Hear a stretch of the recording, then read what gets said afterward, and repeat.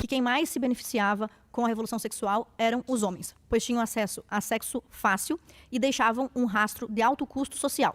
Mulheres grávidas ou com filhos pequenos, abandonadas, um índice grande de divórcio, também um índice grande de aborto, o que também levou a Rússia a ter um decréscimo populacional, e que as consequências de uma revolução sexual pesam mais para a mulher e para a criança do que para os homens. E como a revolução sexual é a proposta do movimento feminista, eu mais uma vez quero me colocar contra as consequências e também a motivação desta revolução. Embora existam mulheres que possam se sentir felizes tendo uma vida promíscua ou queiram ignorar as consequências da revolução sexual, que é uma revolução moral, a maior parte das pessoas, numa pesquisa feita pelo IPEA em 2025 e também confirmada em 2024, a maior parte das pessoas ainda acredita que uma mulher será mais feliz se ela se casar, se ela tiver família. E também existe um número muito grande de mulheres que espera constituir família. A revolução sexual coloca empecilhos para a felicidade da mulher, além de também trazer alto custo social. Se a revolução sexual só beneficiou os homens, quer dizer que mais os homens. Então quer dizer que mulher não gosta de transar porque a gente não pode defender a forma como a gente quer exercer a nossa sexualidade. Os homens gostam mais do que a gente e por isso a revolução sexual teria beneficiado só eles. Não, eu discordo. A mulher tem mais potência sexual do que o homem. Nosso orgasmo demora mais tempo. Porque o nosso orgasmo demora mais tempo. Nós podemos ter mais orgasmos simultâneos. Então por que se a gente tem mais potência sexual, a gente não pode definir as formas como a gente realiza essa sexualidade? Você me acusou de dizer que as mulheres têm menos satisfação sexual. Eu não acusei, não. Eu te perguntei e depois você respondeu falando que a gente tem mais potência. E eu tô te perguntando, se a gente tem mais potência, por que a gente não pode escolher como a gente realiza essa potência sexual nossa? Bom, vamos por partes.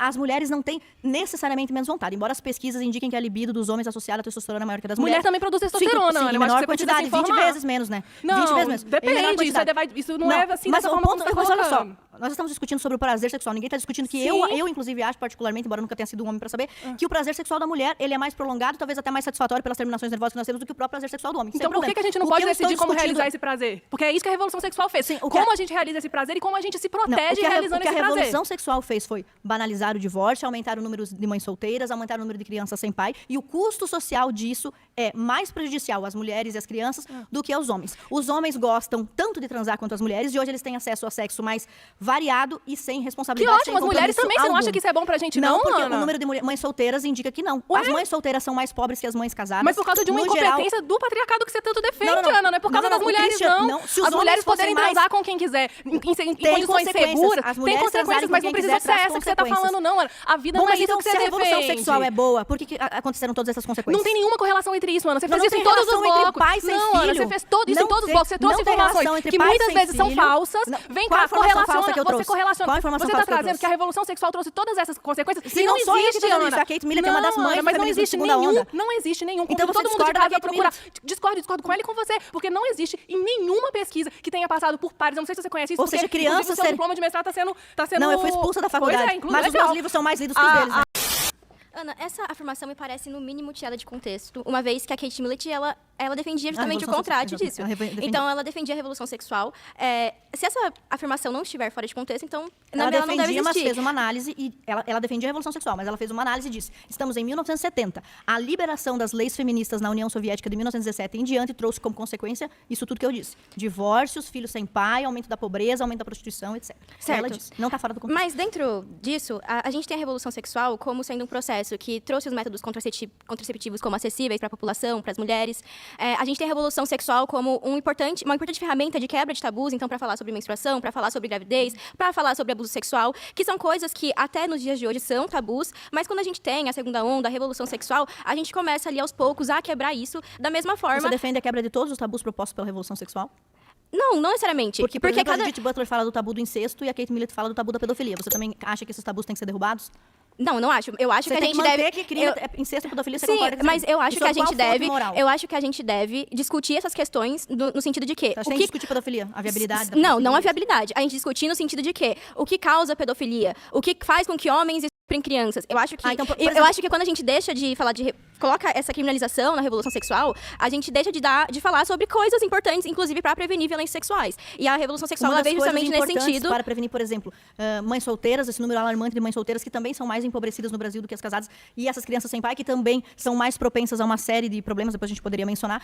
Uma das maneiras de fazer isso seria educar para a responsabilidade efetiva, que não é o que o movimento feminista promove. E já que você falou sobre analisar essa questão da pedofilia, você sabe que a Simone de Beauvoir assinou um documento em 1977 a favor não só analisar a né? questão da pedofilia, como também analisar o que causa o que causa violência sexual no geral. Porque são questões mas estruturais também. A revolução sexual é uma revolução moral, de costumes, não é uma A questão é que nos costumes, né, principalmente antigamente, era um tabu falar sobre sexo no geral, independente se estiver falando de violência ou sobre sexo consensual. A revolução sexual, ela traz pra gente, propõe a quebra da gente poder falar sobre essas questões. De todos os tabus. Não, falar sobre os tabus e não quebrar os tabus. Então você é meio revolucionária sexual, você não é 100%. Não existe isso. A questão porque é que a revolução sexual preconiza o fim de todos os tabus sexuais. vai entender de uma forma, certo? Ah, bom, a gente tem várias vertentes. Cada feminista tem a sua própria cabeça, não tem uma unidade do movimento, né? Não, mas se tem você olhar a vertentes, cada vertente tem sua unidade. se você observar a revolução sexual nos livros de quem a defende, Shulamit Firestone, Kate Millett e o comportamento da Simone de Beauvoir, as três defendiam a quebra do tabu do incesto e a quebra do tabu da pedofilia. Pra gente falar sobre essas coisas, onde não há espaço de se falar, e quando a gente não fala sobre, a gente não tem espaço